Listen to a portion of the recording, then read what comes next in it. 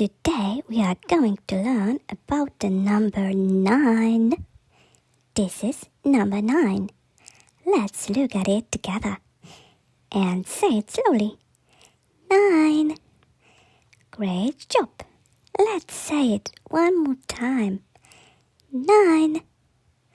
With today's number, we draw a capybara sleeping. Let's say it together calmly. Number 9. The capybara is sleeping.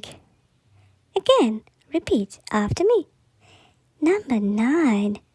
The capybara is sleeping. Very good. Let's say it one more time together. Number 9. The capybara is sleeping. One more time. Number 9. The capybara is sleeping.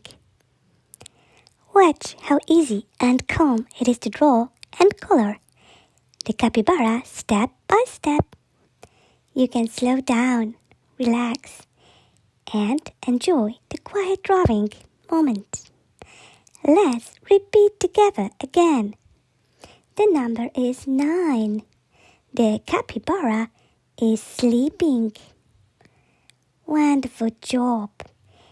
If you like learning and drawing with us, please like the video and subscribe to Stories in Color so you don't miss the next cozy episode.